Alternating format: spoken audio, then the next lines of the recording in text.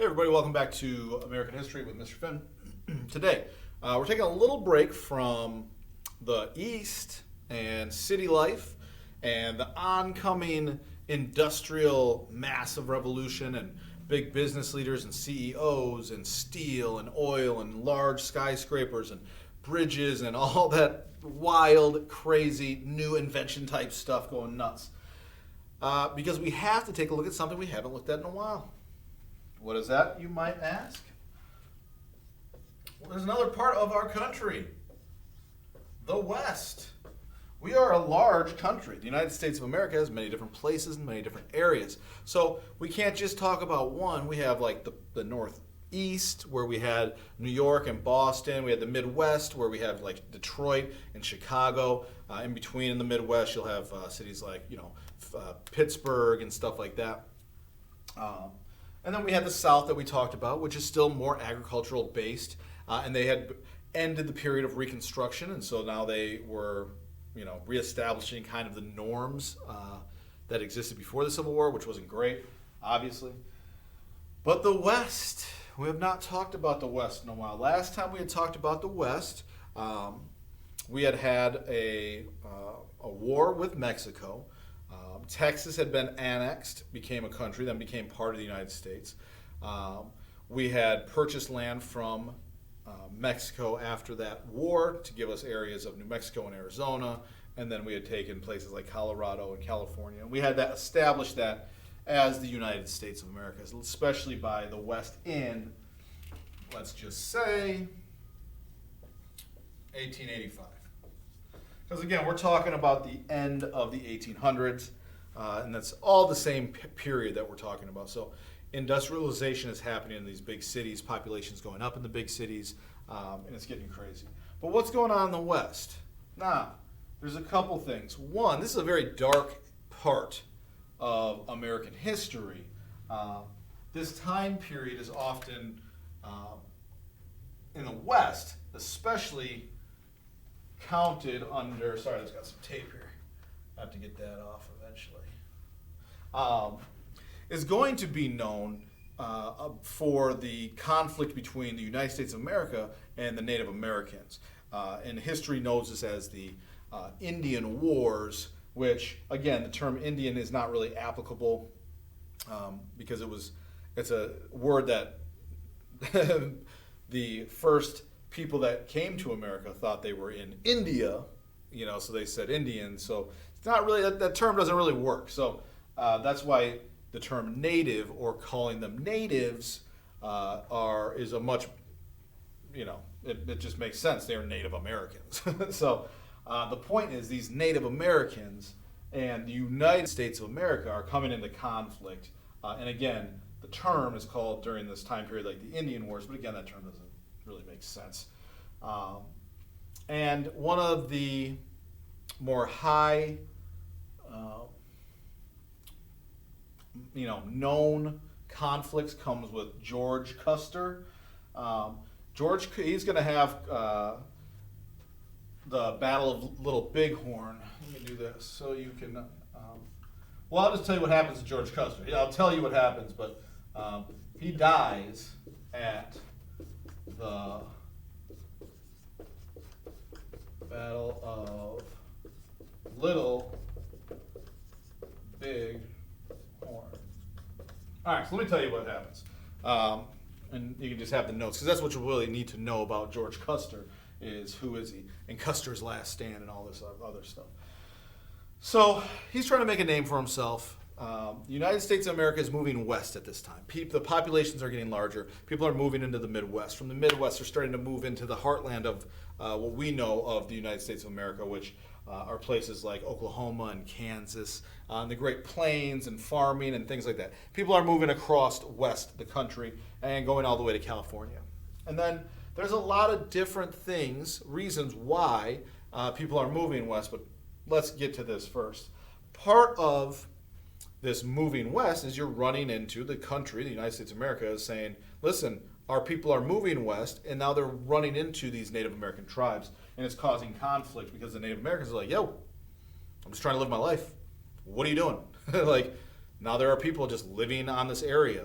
and it does disturb their ecosystem, which the hunting patterns and travel patterns. Some Native Americans were still living nomadic lifestyles where they went from place to place following the herds.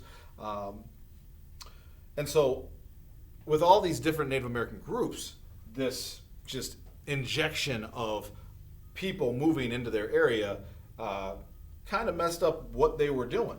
And so the only thing they could do is to fight back, and it ends up being this kind of back and forth where both sides are doing wrong. I mean, they're just, both sides are wrong. I mean, like the Native Americans obviously are fighting for their land, which makes more sense. But at the same time, you could say the same thing about the United States of America.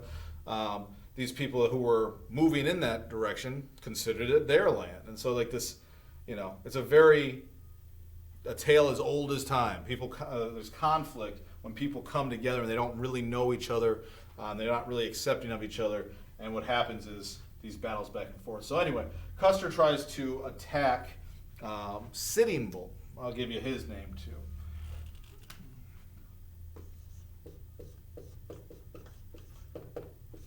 Sitting Bull was the chief or the leader.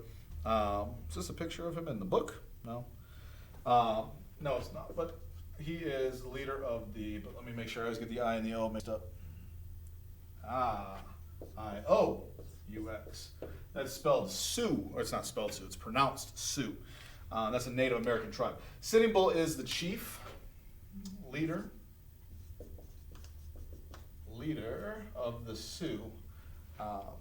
And the Sioux have joined together and created a large group of Native Americans, brought a lot of them together in 2000s. George Custer is out there, and he wants to, eradicate them, remove them, or, and he attacks. But he underestimates the size of Sitting Bull's troops and army, I guess, use his warriors. And so Custer goes in on this headlong attack. He ends up, as you can see, dies at the Battle of Little Bighorn. Doesn't make it. And it's a pretty grisly scene, to say the least. A lot of the bodies of the soldiers for the United States of America, Custer's men, had been, chopped up. There's not really a nice way to put it. It's not it's not good after this battle. But again, we look at some propaganda now. This happens, and the news story is Custer's men are massacred, and they've been mutilated, and all this horrible stuff has happened to him. And really, at the end of the day, what happened first? Who attacked who? Custer attacked first. But it gets everyone up in arms, and really any way that during that time period the Native Americans could be made out to look as if they were in the wrong or they were bad in some way, the newspapers and stories would be on that in an effort to try and move the Native Americans off that land and make people feel like, hey, this is justified, we're doing this for a reason. And in retaliation to this, we see something that happened at Wounded Knee. Wounded Knee is another battle, only this is more of a massacre. This is going to be 200 natives killed after Little Bighorn.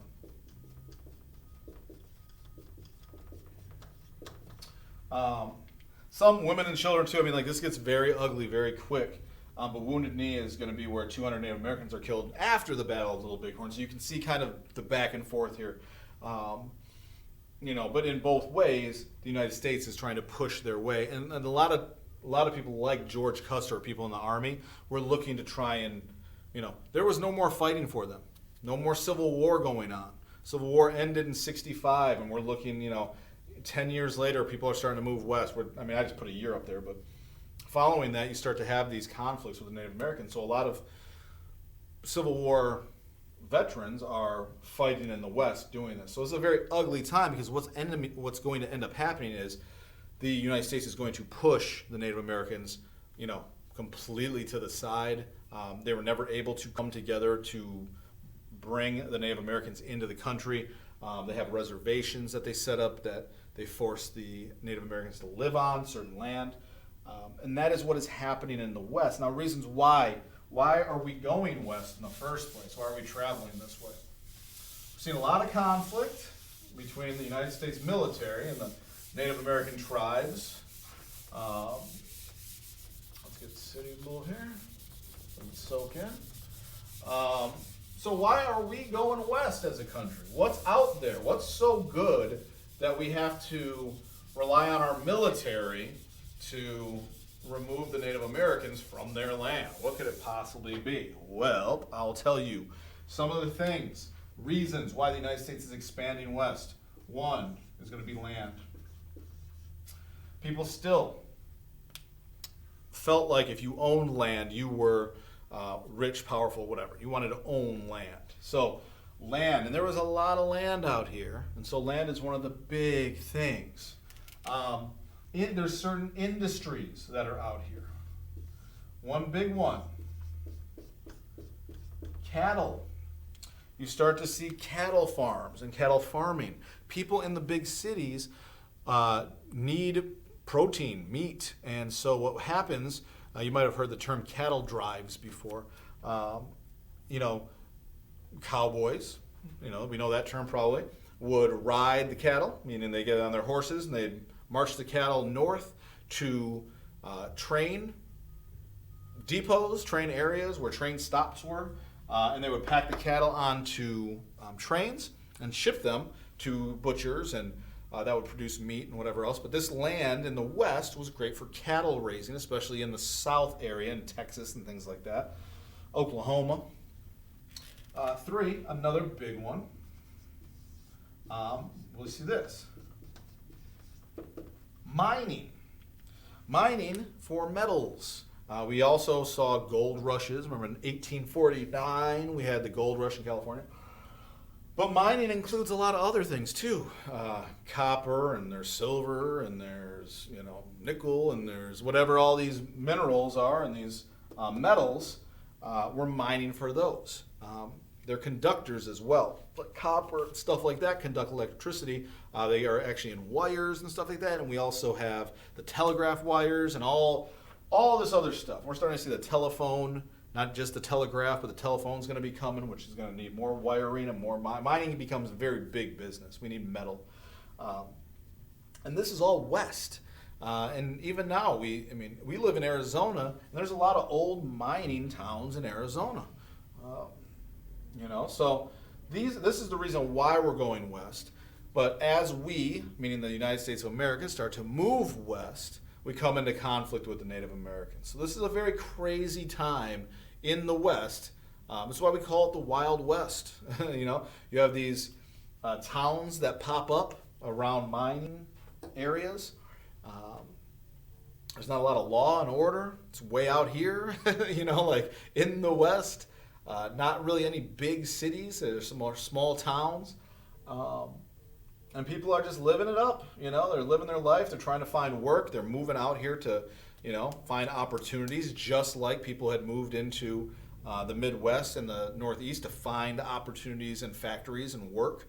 And that's what's happening out here in the West. So that's where we stop today. We'll do a recap next class and get ready for our major test. But if you can turn in the notes today for attendance and participation purposes, that'll be great. And I will see you next class.